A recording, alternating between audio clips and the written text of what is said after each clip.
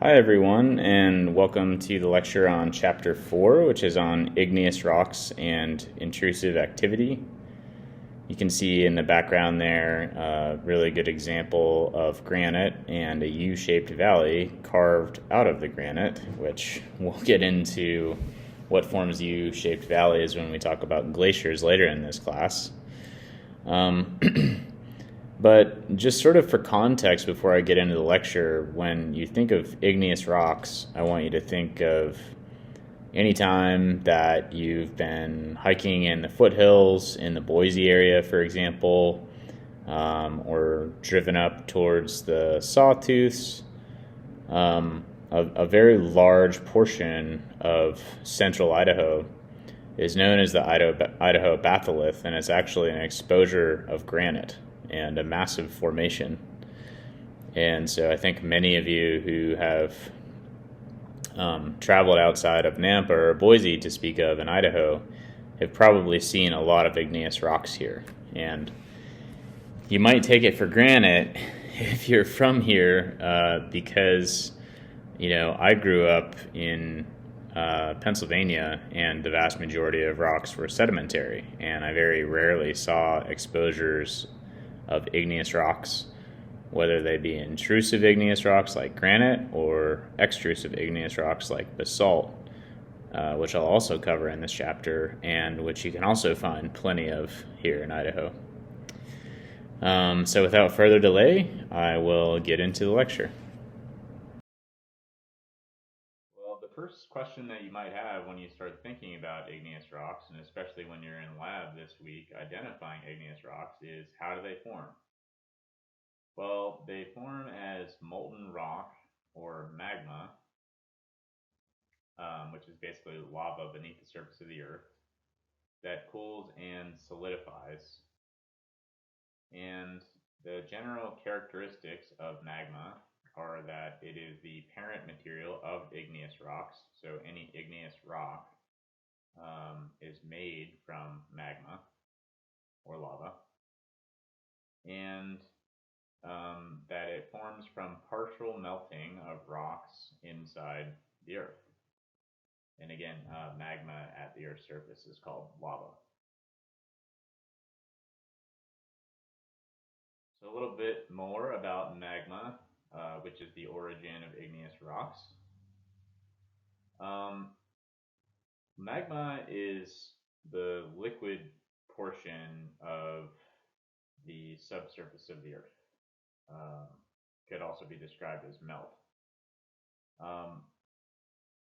Solids, if there are any, within a body of magma are usually crystals of silicate minerals. So if you remember all of the silicate minerals from last week, those are all created from bodies of magma or lava. And within magma, there are not only solids, which are usually silicate minerals, but there are also what are known as volatiles. And these are dissolved gases within the melt that vaporize or enter the atmosphere as gas at surface pressure or at the pressure at the surface of the Earth. The most common types of volatiles in magma are water vapor, carbon dioxide, and sulfur dioxide. And for those of you who are interested in climate change as a result of greenhouse gases, these are all greenhouse gases. And so some who don't want to believe that humans are helping to cause climate change by putting more greenhouse gases into the atmosphere blame it all on volcanoes and degassing of lava at the Earth's surface. Although, as we'll get into in a much later chapter, from a mass balance perspective, there's no scientific reason to believe that volcanoes are responsible for the recent changes as opposed to the burning of fossil fuels. Anyway, that's another topic, so moving on.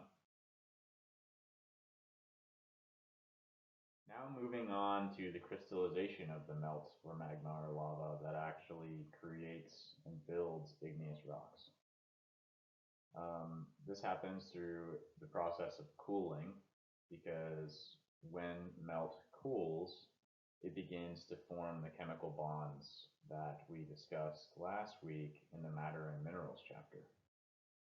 Basically, you can imagine it as the atoms within the melt slowing down because they have less energy because the temperature is cooler, to the point that the attraction between different particles within the magma starts to bring them together, and then chemical bonds begin to form, then minerals begin to build, and those minerals build igneous rocks.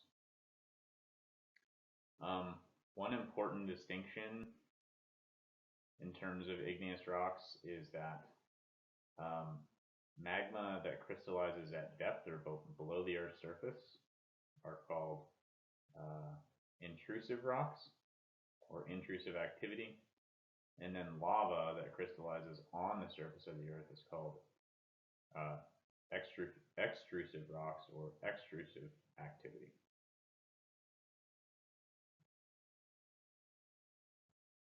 So this figure here shows you a pretty good example of how both intrusive and extrusive igneous rocks might form, if that isn't clear yet. So on the left, you can see at an earlier point in time, you have molten rock within a magma chamber beneath a volcano, and then you have a lava flow at the surface. Then when this molten rock cools and chemical bonds start to form and igneous rocks are built, the magma that was beneath the surface forms intrusive igneous rocks, and the lava that was on the surface forms extrusive igneous rocks. So this specimen on the left here, the rock that I just brought onto the screen, is vesicular basalt, an example of an extrusive igneous rock. And then this example on the right here is an example of diorite, which is an intrusive igneous rock.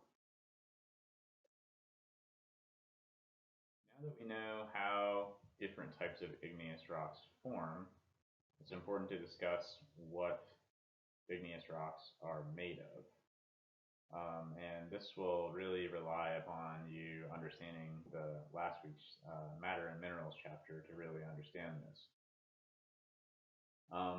Interestingly, as I alluded to earlier in this lecture, all igneous rocks are composed of mainly silicate minerals. However, if you recall from the Matter and Minerals lecture, some silicate minerals are light and some are dark, and there are several different silicate minerals within both the light and dark categories. So the first type of igneous rocks are called felsic igneous rocks. And these are composed of mainly feldspar and quartz. And as you might imagine from your minerals lab, a felsic igneous rock is generally pretty light colored, and it's really rich in silica. So it's over 70% silica. Intermediate igneous rocks are basically between mafic and felsic igneous rocks. So they may contain some of the minerals that you find in felsic igneous rocks, like feldspar and quartz. And then they may contain some of the minerals that you find in mafic igneous rocks. Moving on to mafic igneous rocks, they're composed of mostly olivine, pyroxene, amphibole, and biotite mica. So if you remember those minerals from your minerals lab, you might imagine that mafic igneous rocks are usually pretty dark colored, and they are rich in dark silicates rather than light silicates like felsic igneous rocks are. And then lastly, and these are rare at Earth's surface, but we should talk about ultramafic igneous rocks. And ultramafic igneous rocks are almost entirely made of dark silicates, and they're lower in silica, or they have less than 45% silica within the rock. And the minerals inside ultramafic igneous rocks are primarily olivine and pyroxene, but not as much amphibole or biotite mica. The reason why these are rare at Earth's surface is because this is actually what the mantle is primarily composed of. And as you'll learn later in this chapter, whenever rock from the mantle melts and rises towards the surface, there are some processes that ultimately make that magma less mafic than its origin or its parent material, the ultramafic mantle itself. Now to expand a little bit upon the, what igneous rocks are made of. In this chart, you can see basically a spectrum of different chemical compositions of igneous rocks on the top bar. So you can see anything from felsic to intermediate to mafic to ultramafic. Then if you go to the center of the figure, you can see what types of minerals make up igneous rocks of that composition. So for example, let's look at felsic igneous rocks. An igneous rock that was extremely felsic would contain a little bit of muscovite, a fair amount of quartz, a lot of potassium feldspar, and a little bit of plagioclase feldspar, and maybe a touch of biotite and or amphibole. However, if we look at a rock that's not very felsic, but is still a felsic igneous rock, you can see that you have barely any muscovite on the right of this felsic box right next to the dotted line. A little bit less quartz, way less potassium feldspar, but you have more plagioclase feldspar and more biotite and more amphibole. And you can look at the different types of minerals that exist between intermediate, mafic, and ultramafic igneous rocks as well. And again, it's important to reiterate that this is a spectrum. So you may see rocks that are borderline between slightly felsic to fairly intermediate, or igneous rocks that are borderline between intermediate and mafic. But luckily for you, we probably won't have you identifying rocks that are borderline within the lab, because the point is to understand what igneous rocks of a different chemical composition look like and what they're made of. Now moving down from the center box to the lower portion of the figure, you can see some different characteristics in terms of the matter that exists within the minerals and the igneous rocks in this chart, and also the temperature at which melting begins. So if you look at the top arrow, you can see that there's increasing silica content in felsic igneous rocks and not very much in ultramafic igneous rocks. And there's increasing potassium and sodium in felsic igneous rocks and not very much in ultramafic igneous rocks. And this makes sense because silica and potassium and sodium usually comprise light silicates. Alternatively, if you go to mafic and ultramafic igneous rocks, you can see that you have increasing amounts of iron, magnesium, and calcium. And that makes sense because those elements primarily comprise dark silicates. Now, looking at the temperature at which melting begins, you can see that felsic minerals can actually melt at a relatively cool temperature of down to 650 degrees Celsius, whereas ultramafic minerals can only melt at a temperature greater than 1250 degrees Celsius. And we'll talk about why this matters why this matters throughout this chapter, and then again when we cover volcanoes later in the book. There's also a link to a smart figure tutorial on this slide, And if you are watching these slides on your own and not on YouTube, then I encourage you to click on that link and check out the tutorial. Or maybe I will just do it now. Now, digging into igneous compositions a little bit further, it's also important to understand what the chemical composition of magma does to influence that magma's behavior, so you can understand why different intrusive activities occur the way that they do, and extrusive activities. So silica content, or the amount of silica in the magma, influences the magma's behavior. As we've already discussed, felsic or granitic magma, granitic because felsic magma often forms granite, has a high silica content, and that makes it extremely viscous. And what I mean by viscous is it doesn't flow very well. It's a liquid, but it's kind of a dense liquid. You can think of it as mayonnaise versus water, for example. And this high silica content also allows the liquid to exist at temperatures as low as 650 degrees Celsius when a body of magma is cooling.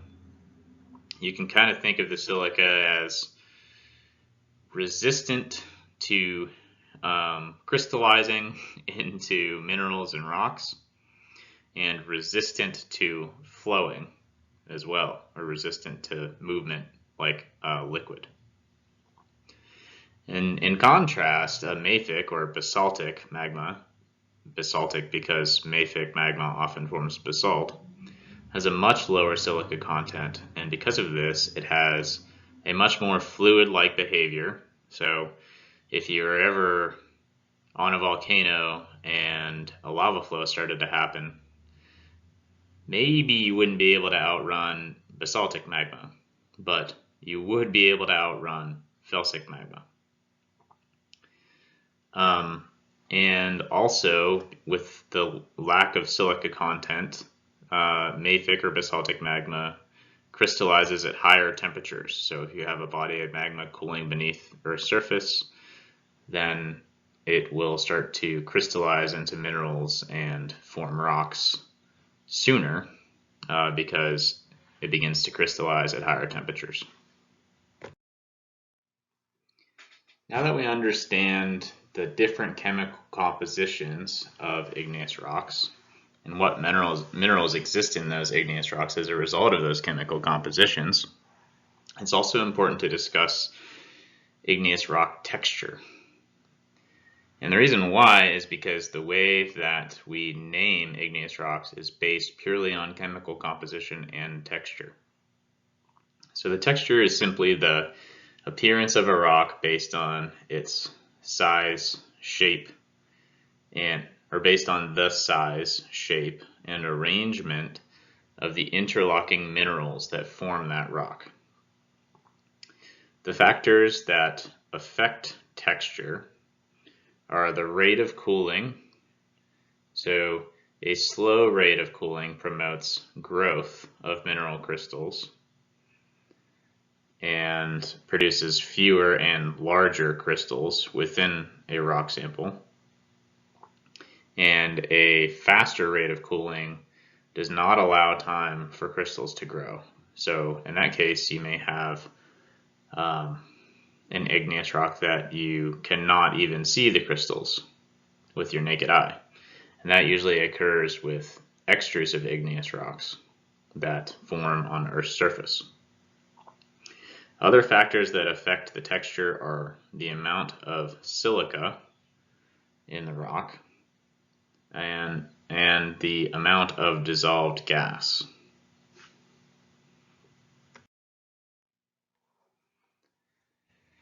So the first type of igneous rock texture that I'd like to talk about is aphanitic texture.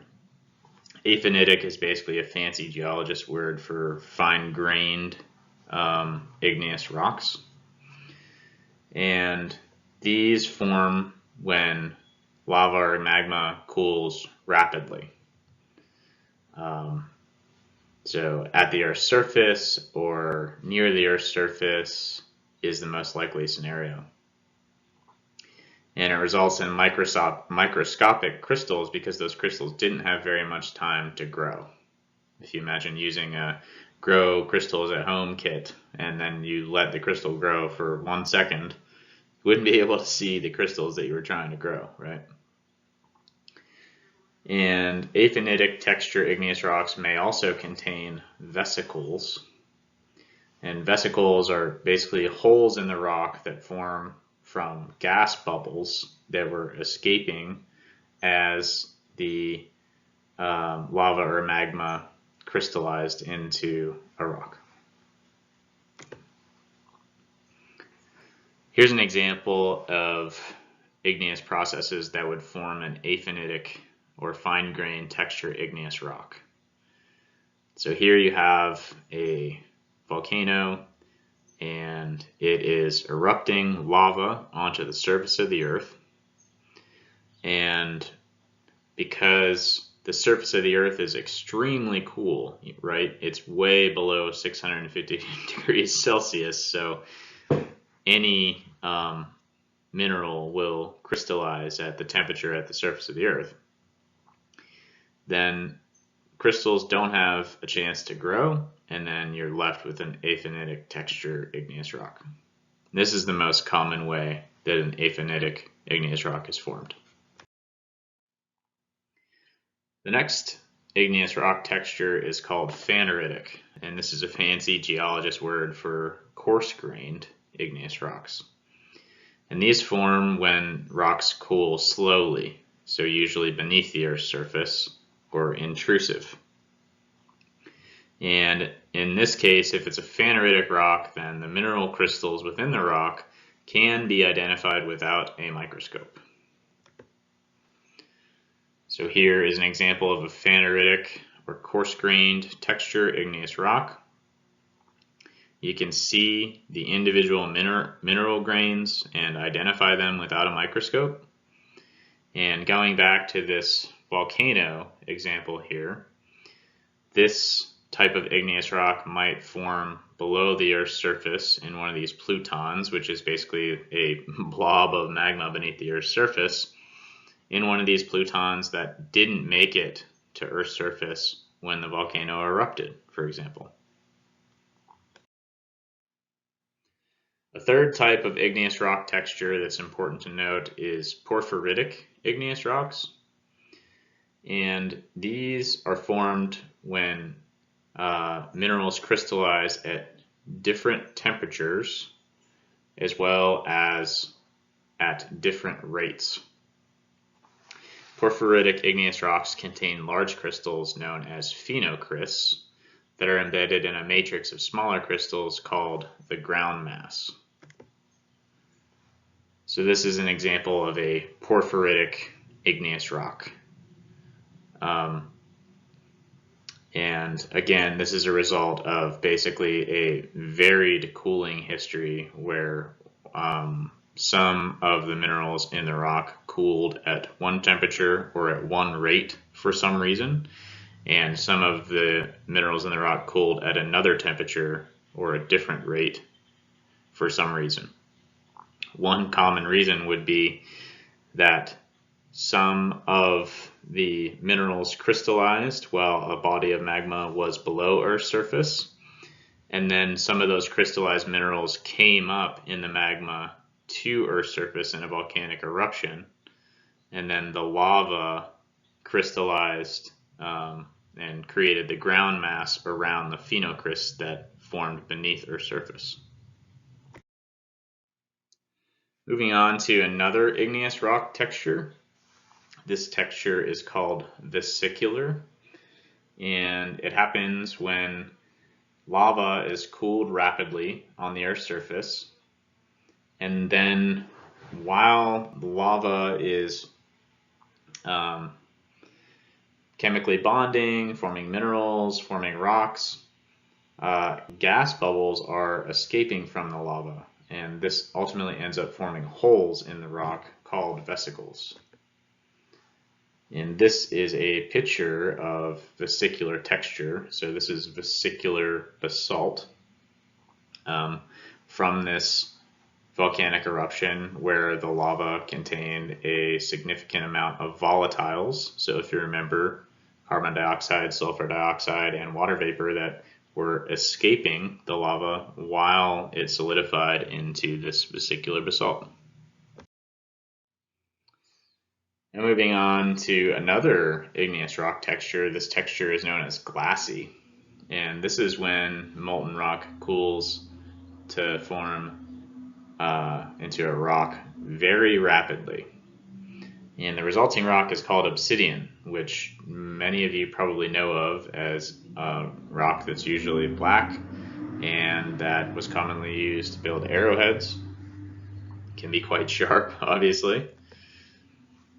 This is an example of an igneous process that might form a glassy texture rock or obsidian.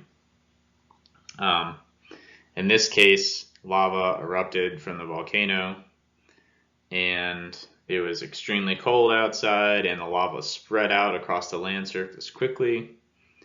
And not only did atoms not have a chance to continue bonding with one another to form visible crystals, but they didn't have a chance to order themselves within the rock. And that's why this glassy texture exists, is because the atoms are actually not in an ordered structure like they are in other minerals and rocks. And then we also have pyroclastic texture igneous rocks. And pyroclastic texture results from the consolidation of fragments of rock ejected during a violent volcanic eruption. And these textures often appear similar to sedimentary rocks. However, when you're identifying them, you might notice that the rocks that are sort of cemented together by ash appear much more random than they normally would in sedimentary rocks, meaning random size, shape, color. And it might smell kind of ashy as well in some cases, to be honest, but you'll have to talk to your lab instructor, Jeff, about that. So this is a violent volcanic eruption. So if you see a huge plume of smoke and ash coming out of the volcano, and it's a very powerful eruption, then this is what results in these pyroclastic texture igneous rocks. And this diagram here shows where each texture of igneous rock might form as it is related to igneous processes. And you can use this slide sort of as review. You know, if you're feeling confused because there are so many different types of textures that I just talked about, and you're, you know, not remembering why that type of texture might exist in an igneous rock, please take a moment to just stop and look at this and think about how all of this comes together to form these rocks. So as I discussed earlier, naming igneous rocks is really a matter of classifying the texture of the rocks, which we just discussed, and the mineral composition of the melt that formed those rocks. So again, for texture, we have the intrusive igneous rocks that form beneath Earth's surface and the extrusive igneous rocks that formed on Earth's surface, having different crystal sizes. And then for the mineral composition of the melt, if you recall, we have felsic, intermediate mafic, and ultramafic compositions, which are just categories within a spectrum of igneous rocks, from having a lot of silica in the case of felsic to having not very much silica in the case of ultramafic. But they are all silicates, if you recall. So revisiting this chart now, with that in mind, I finally have allowed you to see both the chemical composition on the top bar, ranging from felsic to ultramafic, as well as the texture being, and on this particular figure it shows you phaneritic or coarse grain texture and aphanitic or fine grain texture, and that's simply because those are the two most common textures of igneous rocks that you will see. So this is a good starting point to help you identify these rocks. One of the most common rocks that you'll see in Idaho, because we have the Idaho batholith in Idaho, which is basically a really large body of magma that crystallized into intrusive igneous rocks. So we have a lot of granite and diorite. Those are the most common igneous rocks that you'll see in this area, most likely.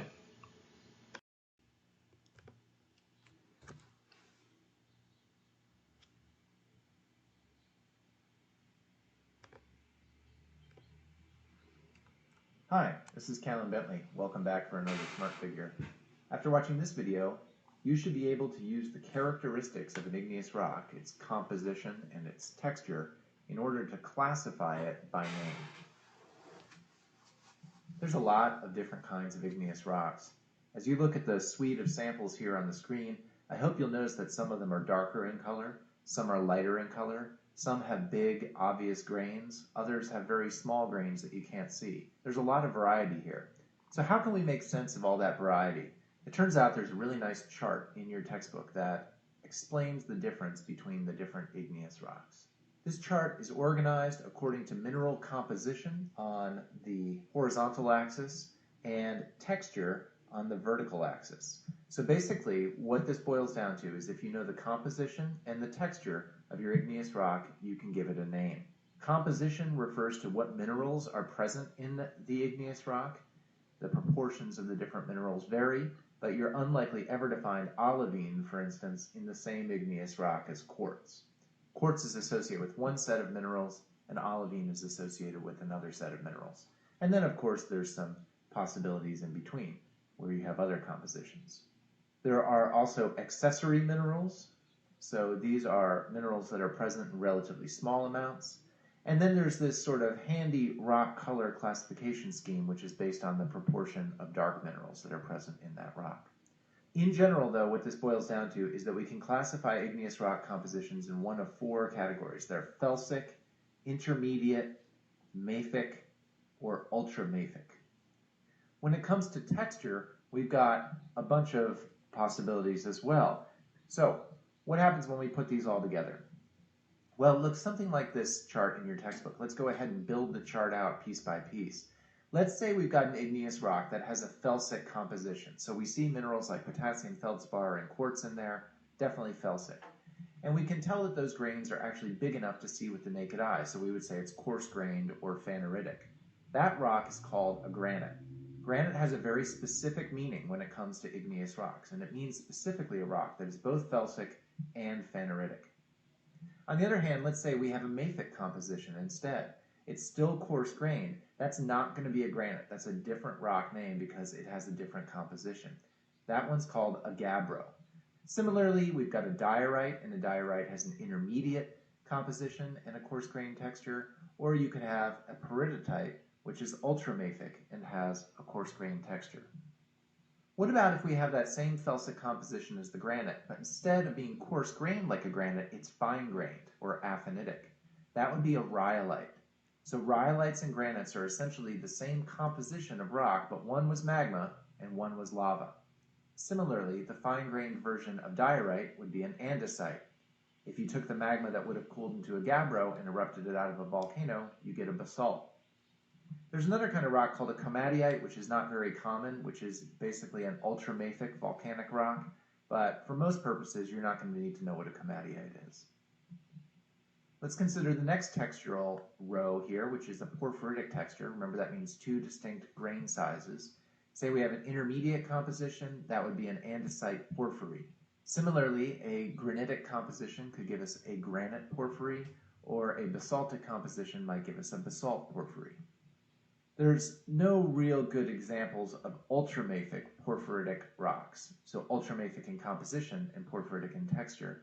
So we're going to just go ahead and put uncommon there. And in fact, let's just go ahead and continue uncommon all the way down to the bottom of the chart. We don't really need to pay any more attention to the ultramafic rocks in this chart. You could have a glassy texture. This gives you obsidian. The most common way to get obsidian is with a felsic lava. However, you could also sometimes get it with andesitic or mafic lavas, but they're not as common. The next textural classification is a vesicular texture, such as we find in pumice or in scoria. Pumice tends to be more felsic, scoria tends to be more mafic. And lastly, we have the pyroclastic or fragmental textures. Tuff and volcanic breccia are the rock names here. Tuff is basically made out of very small fragments only, whereas volcanic breccia is made out of small and big fragments. Thank you for your attention. This has been another Smart Figure. So now that the Pearson Smart Figure and I have you hopefully pretty well prepared for the igneous rock identification lab that you'll be in this week, let's move on to how magma is generated in the first place to create these rocks. Many of you might just assume at this point in time, after we reviewed the different layers of the Earth, that magma must come from the core, because there's already magma there. Or maybe it comes from the asthenosphere, because we discussed how the asthenosphere is partially liquid relative to the mantle and crust over top of it. But that's actually usually not the case. In fact, the most common way is that magma is created from solid rock. It's produced from partial melting of rocks in the crust and upper mantle. And the most common way that solid rock is melted to form magma is called decompression melting. And this is when the confining pressure, or the pressure pushing down on solid rock within the crust or upper mantle, decreases, in which case melting occurs.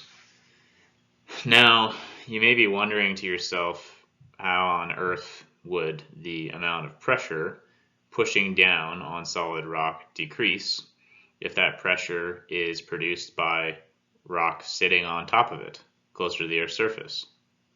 Well, if you think back to plate tectonics, that's where divergent plate boundaries come in. So in this figure here, you can see how two plates are spreading apart, and as they pull apart from one another, it actually makes the oceanic crust and upper mantle thinner than it once was. And as a result of that, the amount of pressure pushing down on the solid rock in the crust and upper mantle decreases, and that reduces the melting point of that rock. The greater the pressure, the higher the melting point. And so partial melting begins, and that partially melted solid rock forms a body of magma, and that body of magma makes its way towards the Earth's surface because now it's liquid and less dense than the surrounding crust and mantle. And it also melts the material closer to the Earth's surface as it moves towards the mid-oceanic ridge in this case. And this is how magma is produced at mid-oceanic ridges, as well as divergent plate boundaries or spreading centers within continental crust. The second most common way that magma is created from solid rock is by the addition of water or volatiles. The addition of water to rock causes the rocks to melt at lower temperatures, or it reduces their melting point. And this is particularly important and happens most often where the oceanic lithosphere descends into the mantle. So at subduction zones, like we discussed during the plate tectonics chapter, where you have the oceanic lithosphere subducting beneath the continental lithosphere. So this figure shows exactly that. And it shows how the addition of volatiles creates magma from solid rock. You have solid rock subducting as the oceanic lithosphere, and then as water and volatiles are removed from that subducting rock and they enter into the mantle, it decreases the melting point of that solid rock and causes it to melt, forming magma. And then that magma rises towards the surface again because now it's a liquid and it is less dense than the surrounding rock and has the ability to melt the surrounding rock because it is a liquid. And it rises towards the surface and often forms continental volcanic arcs. For example, like the Sierra Nevadas. So now to just sort of discuss how these solid rocks actually melt from things like decompression melting and the addition of volatiles. Well, the temperature of solid rock in the Earth increases within Earth's upper crust at an average of 20 to 30 degrees Celsius per kilometer. And that actually puts rocks in the lower crust and upper mantle near their melting points in the first place. And that's why any additional heat from rocks descending into the mantle or rising heat from the mantle may induce melting of these solid rocks, creating magma and maybe ultimately lava. So this figure just shows that geothermal gradient that I just discussed.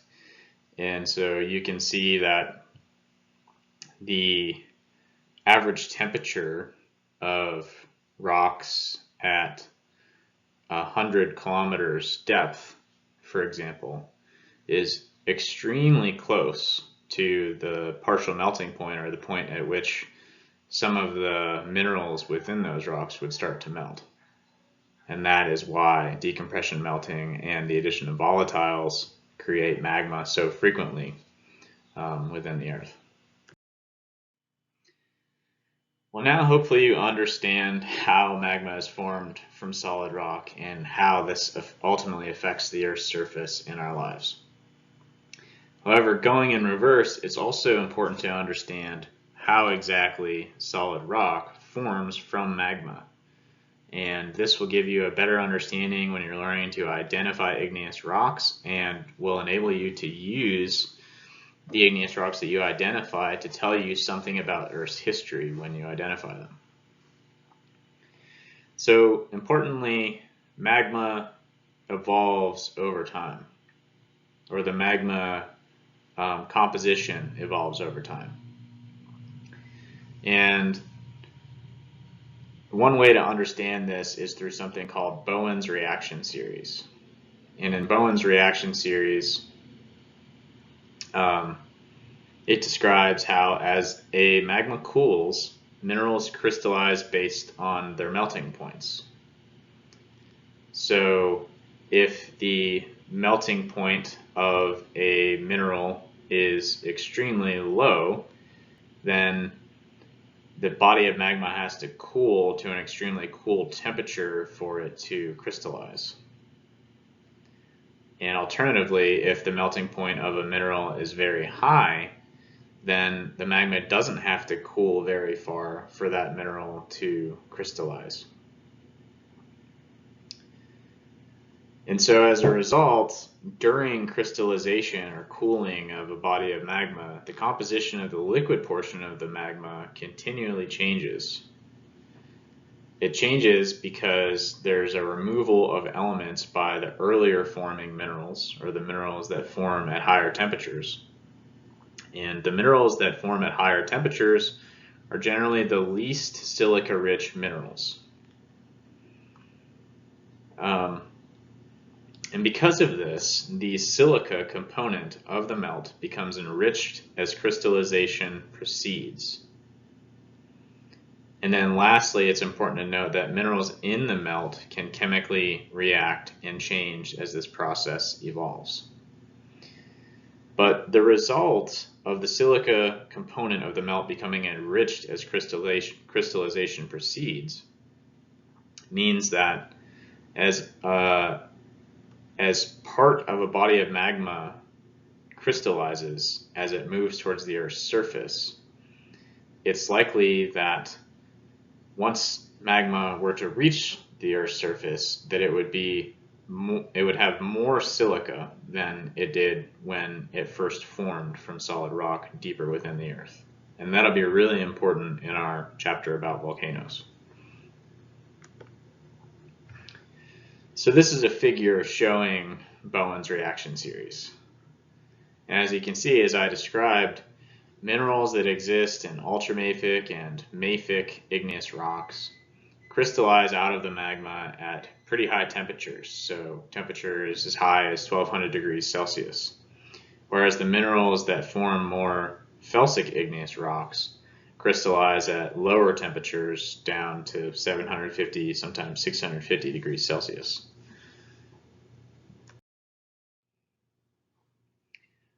So now that you understand Bowen's reaction series and how it impacts the evolution of magma, of a body of magma over time, I'm going to give you an in-class activity. Obviously, we're all taking this class remotely, so I'll just have to trust that you'll take a moment to take a breather and think about this. But basically, my question for you is, what role might Bowen's reaction series play in making continental crust felsic and oceanic crust mafic? And I will explain the answer on the next slide. And now for the answer.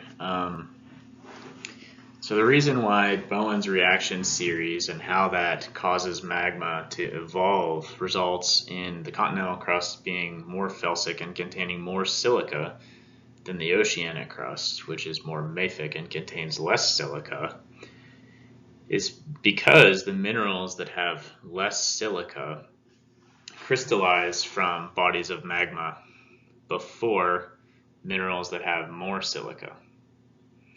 And since the continental crust is thicker than the oceanic crust, then the magma moving up through the crust has a longer time to cool and reaches a lower temperature. And then the crystals of minerals that have less silica generally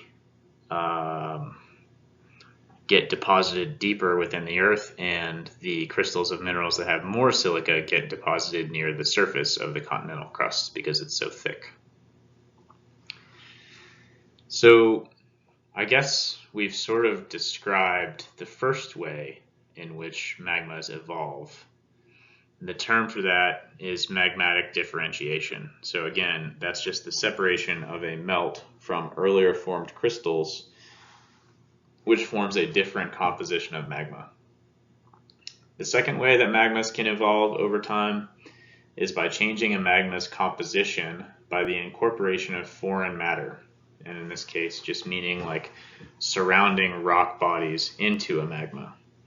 So you might have a body of magma moving up through the Earth's crust, and it's partially melting the solid rock around it as it moves through the Earth's crust, and that's called assimilation. And then the last way that magmas evolve is through magma mixing, and this is the rarest of the three. And this is just when you have two bodies of magma that have different chemical compositions that intrude on one another.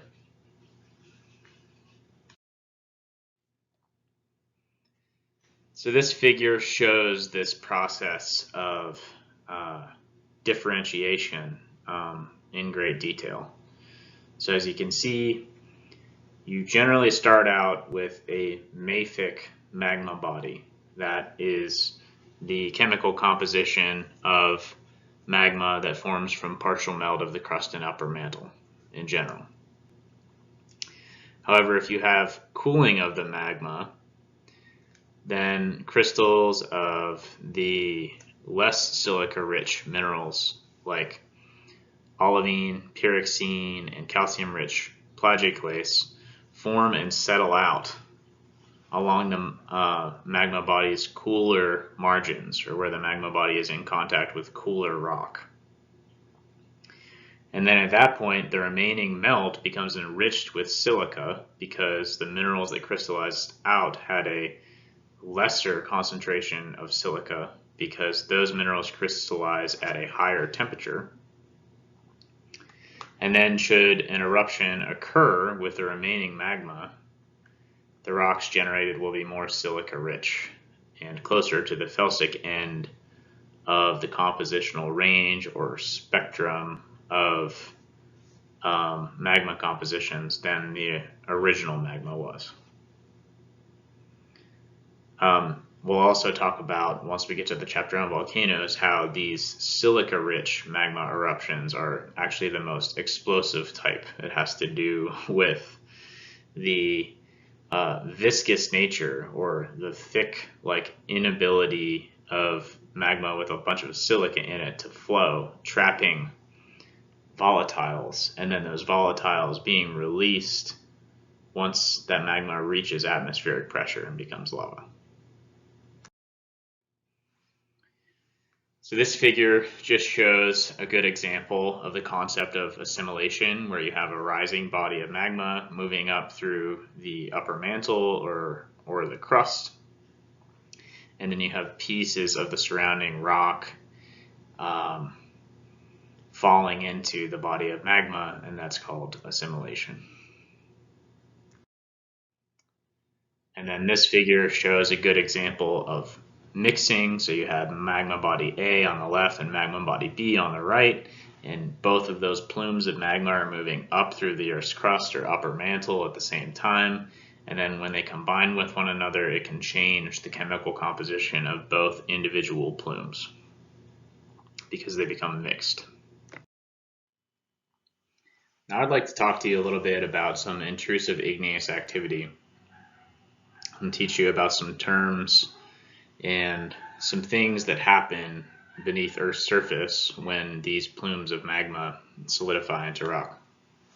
So an underground igneous body, once cooled and solidified in entirety, say there's no more melt left, is called a pluton. And plutons, so again, pluton is just a solid igneous rock formed from magma. And plutons are classified by their shape and their orientation. So their shape can be either tabular, which is sheet-like or relatively flat, or it can be massive, which is kind of self-explanatory. And then their orientation with respect to the host rock or the rock surrounding the pluton can be either discordant, which means that it cuts across sedimentary rock units or other rock units, or it can be concordant, which means that it is parallel to sedimentary rock units or other rock units. So there are several different types of intrusive igneous features that form from these plutons based off of their shape and orientation. The first type is called a dike, and this is a tabular, meaning that it's relatively flat, goes in a straight line kind of, and a discordant pluton, meaning that it cuts through layers of sedimentary rock or other rocks. Alternatively, there's a sill, which is a tabular concordant pluton, which is a pluton that is sheet-like but does not cut through sedimentary rocks or other rock layers, and in fact exists between other rock layers. And then finally there's a laccolith, which is something that is similar to a sill, except that it's sort of a lens or mushroom shaped mass rather than totally flat and sheet-like. And because of that lens or mushroom shape, it actually causes an arch in the overlying strata, or in other words, overlying sedimentary rock or other rock layers. So this diagram has examples of what all of that looks like. So you can see an example of dikes, which are forming from the magma chamber beneath the main volcano on the right here. So you basically have magma cutting through pre-existing layers of sedimentary rock, and that forms dikes. And then you have sills, which is where magma basically infiltrates between layers of sedimentary rock or other layers of rock. And then you have the laccolith, which is formed from the magma chamber on the left, where you have this buildup of magma between layers of sedimentary rocks that forms kind of that lens or mushroom shape and actually curves the surface of the earth in a significant way. So now I'm going to show Pearson animation related to these intrusive igneous features.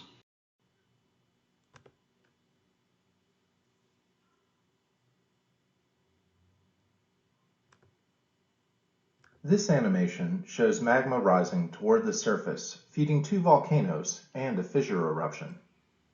Magma is also moving into fractures and between bedding planes. When this subsurface magma cools, it produces intrusive igneous features such as dikes, sills, and laccoliths. A period of erosion exposes these intrusive features, as well as two volcanic necks. Continued uplift and erosion eventually exposes a massive igneous structure called a batholith. Batholiths form the core of some prominent mountain ranges, like California's Sierra Nevada.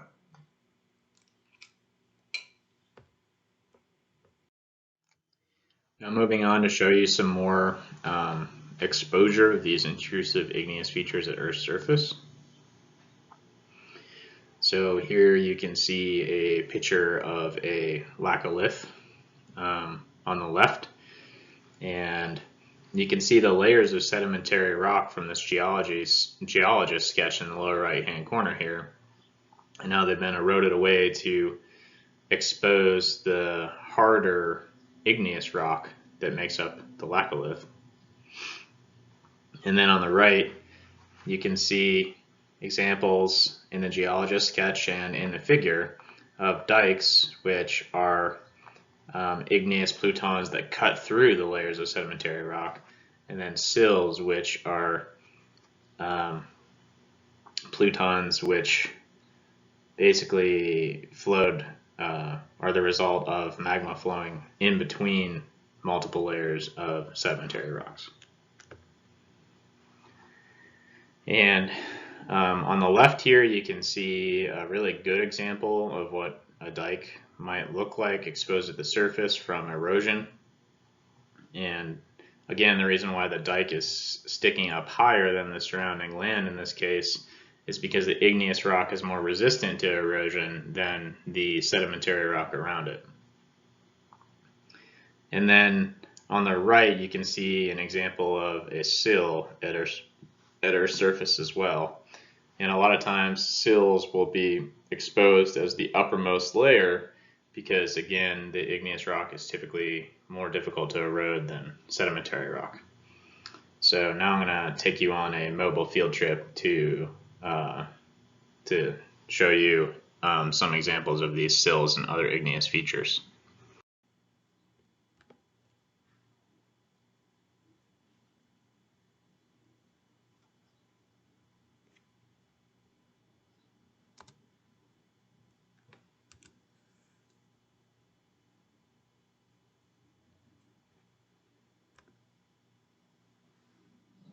On this field trip, we're going to an empty corner of eastern Utah called the Sinbad Country. It's part of the Colorado Plateau, a land of sedimentary layers that have been uplifted without being much tilted or often torn.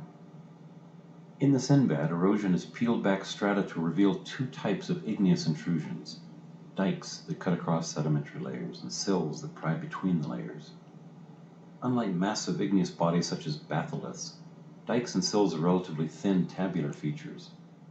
We'll see that dikes and sills are chemically similar and probably came from a common magma source. Both dikes and sills are injected as molten magma, hot enough to bake nearby rocks during intrusion. These igneous rocks and their adjacent bake zones stand out because erosion has dissected away the surrounding sedimentary strata. The Sinbad is about as empty gets. There isn't much vegetation to hide its anatomy. Cedar Mountain rises only 800 feet above the surrounding desert, not high by Utah standards. 8 inches of rain might fall in a good year, but storms that do sweep through are often powerful and gradually scour away the relatively soft sedimentary ridges.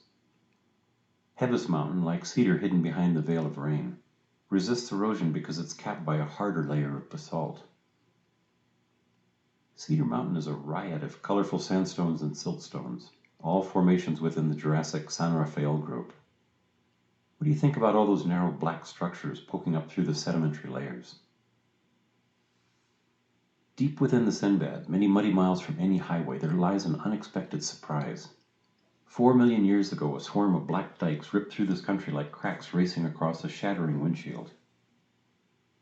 Erosion has since stripped off about a kilometer of overlying sedimentary strata to expose these tabular intrusions in remarkable detail. 153 basaltic dikes are exposed over a 20 by 60 kilometer swath that stretches from Hebus Mountain south to Capitol Reef National Park.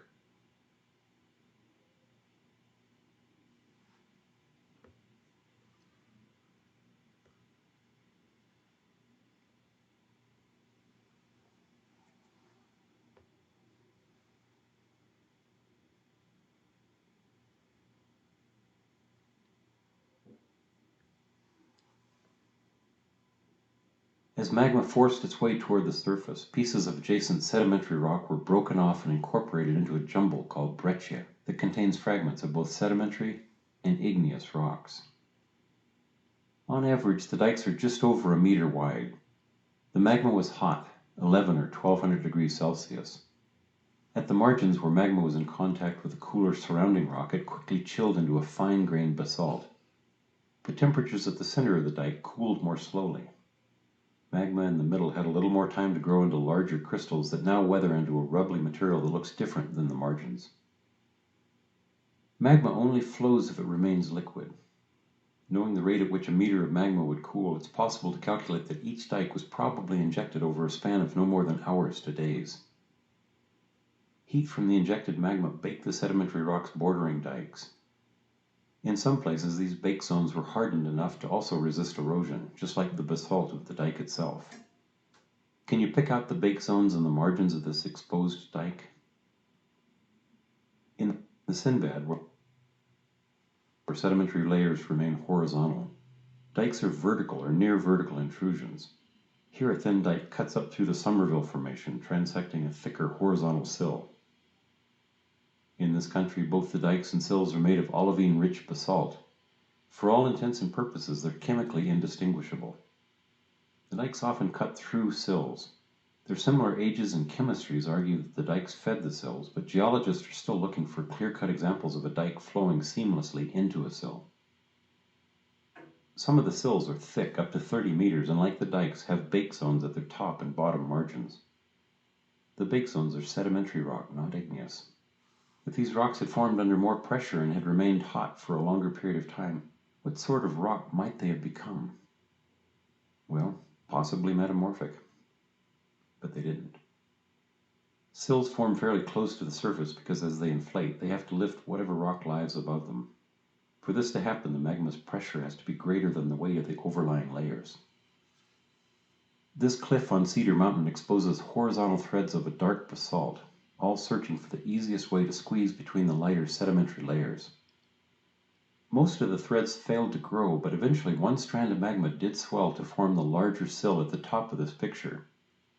Can you imagine why the strand that did grow was higher than the ones that didn't? As a sill or dike propagates, it has to somehow wedge into country rock. Flowing magma following an existing fracture or bedding plane might split into 2 channels. But elsewhere, rock can act more like an unbroken block. Then thin reeds of liquid magma have to pry their way through a solid mass rather than following existing fractures. The mechanics of fracturing dictate that forces are concentrated right at the tip of a new crack. Here fractures in the country rock are visible, created by the leading edge of an intrusion. The Sinbad country is complex and it's hauntingly beautiful. It holds geologic secrets for those willing to go out and explore. The margin of a dike cools faster or slower than the center, causing crystals to be smaller or larger than the center.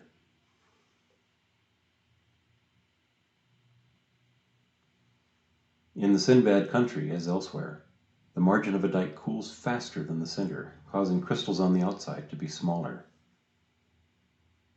The Spanish peaks in southeast Colorado also display igneous dikes. Which is younger, the dikes or the surrounding mountains? It may seem obvious, but the dikes are younger. It's important to place geologic events in their proper order. Relative dating is a useful tool that helps interpret a landscape's history. There's more about this in the chapter on geologic time.